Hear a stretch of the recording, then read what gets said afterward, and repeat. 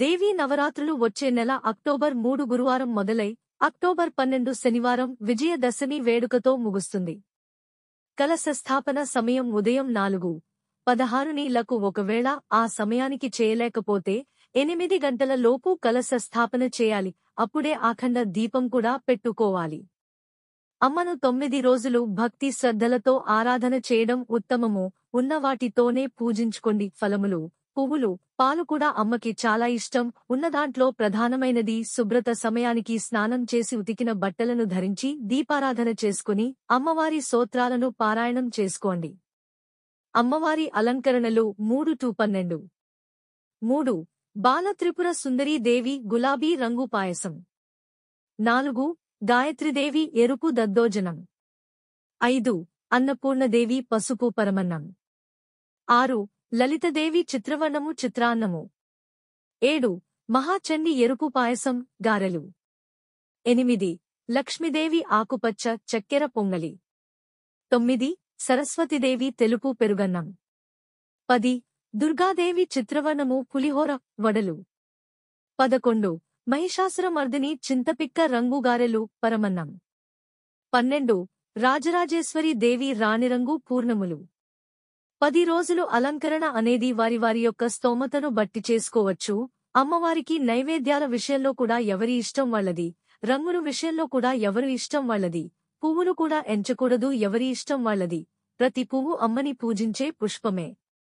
మొదటి 3 రోజులు లేకపోతే మూలా నక్షత్రం నుంచి సరస్వతి అలంకారం నుంచి తర్వాత 3 రోజులు చేసుకోవచ్చు. ఒకవేళ అది కుదరని వారు చివరి రోజు విజయదశమి నాడు కూడా చేసుకోవచ్చు. 9 రోజులు 9 రకాల ప్రసాదాలు పెట్టాలా అని అడుగుతున్నారు. మనస్ఫూర్తిగా ఏం పెట్టినా అమ్మ స్వీకరిస్తుంది. ప్రధానమైనది భక్తి, ప్రేమ. చక్కగా 9 రోజులు పానకం, వడపప్పు, చలిమిడి అనేది నివేదన చేయడం చాలా విశేషం. అమ్మవారికి పానకం అంటే చాలా ఇష్టం కాబట్టి ఇది నివేదన చేయడం వల్ల సంపూర్ణ అనుగ్రహం అనేది కలుగుతుంది. చాలామందికి ఉన్న సందేహం ఏంటంటే అఖండ దీపం తప్పకుండా పెట్టాలా?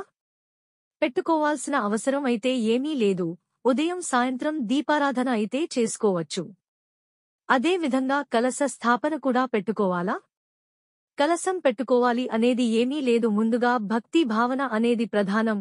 భక్తి శ్రద్ధలతో చేయడం చాలా విశేషం. ముఖ్యంగా ఏంటంటే అమ్మవారి యొక్క స్తోత్రాలు, స్తోత్ర పారాయణం లేకపోతే అష్టోత్తర శతనామావళి అలాంటివి పారాయణం చేయడం వల్ల చాలా విశేషమైన ఫలితం. మీకు కుదిరితే దుర్గా దేవి యొక్క చిత్రపటానికి పూజించు కోండి. కుదరని పక్షంలో మీ ఇంట్లో ఏ అమ్మవారి చిత్రపటం ఉంటుందో ఆ అమ్మకి మీరు పూజని సమర్పించుకోవచ్చు. ఒకవేళ మధ్యలో నెలసరి వస్తే ఆ 4 రోజులు కూడా దీపము ఇంట్లో ఇంకా ఎవరైనా సరే వెలిగించవచ్చు. ఒకవేళ మధ్యలో వస్తుందేమో అని ముందే మీరు దయచేసి నవరాత్రులను ఆపేయకండి. మీ పూజ మీరు ప్రారంభించండి, సంతోషంగా చేసుకోండి. ఒకవేళ మధ్యలో ఇలాంటి ఇబ్బంది ఏమన్నా వస్తే ఇంట్లో ఇంకెవరితో అన్న పిల్లల అన్న సరే చక్కగా దీపం పెట్టుకోవచ్చు. మీరు అమ్మ నామాన్ని స్మరించుకోండి. విజయదశమి అంటే దసరా రోజు తప్పకుండా అమ్మవారికి పూర్ణాలు తప్పనిసరిగా సమర్పించాలి. ఎందుకంటే ఉద్యాపన ఇచ్చే సమయంలో పూర్ణాలు సమర్పించడం వల్ల ఆ ఉద్యాపన అనేది పూర్తవుతుంది. సంపూర్ణమైనట్లుగా తెలియజేసేది పూర్ణాలు కాబట్టి పూర్ణాలు అమ్మవారికి సమర్పించుకోవాలి. విజయదశమి నాడు సాయంత్రం తప్పకుండా సెమీ పూజ అంటే జమ్మి చెట్టుకు పూజ చేసుకోవాలి. తర్వాత రోజు ఉదయం నిత్య పూజ అనంతరం అమ్మవారికి ఉద్యాపన చెప్పుకోవాలి. కుదిరితే జమ్మి చెట్టు తెచ్చుకుని ఇంట్లో పెట్టుకోండి. ఆ రోజు సాయంత్రం పూజ చేసుకోండి. ఒకవేళ జమ్మి చెట్టు దొరకని వారు కొమ్మ దొరికినా సరే మీరు పెట్టి పూజించుకోవచ్చు. అది కుదరని వారు చిత్రపటం కైనా సరే నమస్కరించుకుని పూజ చేసుకోవచ్చు. భావన ముఖ్యం. జమ్మి చెట్టు మంత్రం. శమీ సమేతే పాపం శమీ శత్రు వినాశిని అర్జునస్య ధనుర్ధారి రామస్య ప్రియవాదిని శమీ సమేతే పాపం శమీలోహిత కంటకా ధారిణ్యర్జున బాణానాం రామస్య ప్రియవాదిని కరిష్యమాణ యాత్రాయాం యథాకాలం సుఖమయ తత్ర నిర్విఘ్న కర్రీత్వం భవ శ్రీరామ పూజితే. ఈ మంత్రాన్ని ఆ రోజు 9 సార్లు చదువుకోండి. ఇంట్లో జమ్మి చెట్టు ఉంచుకోవచ్చా? సంతోషంగా పెంచుకోవచ్చు. ఉద్యాపన అంటే ఏంటి? 10 రోజులు అమ్మని పూజించుకునేక ఆమెను యథాస్థానంలోకి పెట్టుకోవడం అంటే కలశం లేదా చిత్రపటం ఒక 3 సార్లు కదపడం. పాటించాల్సిన నియమాలు. మీ ఆరోగ్య రీత్యా కుదిరితేనే నేలపైన కూర్చోవడం, నేలపైన పడుకోవడం, మాంసాహారాన్ని తినకూడదు. ఒకవేళ నాకు ఇంట్లో ఒప్పుకోరు, నేను వంట చేయాలి, ఎలా పర్వాలేదు, మీరు తినకండి, ఇంట్లో వాళ్ళకి వండి పెట్టండి, అది కూడా తప్పని పరిస్థితుల్లోనే బ్రహ్మచర్యం పాటించాలి. ఒకవేళ నా భర్త ఒప్పుకోరు, ఎలా, ఇబ్బంది పడకండి, ఇబ్బంది పెట్టకండి, అన్నీ అమ్మకి తెలుసు. నిత్యం అమ్మవారి నామాన్ని స్మరిస్తూ ఉండాలి.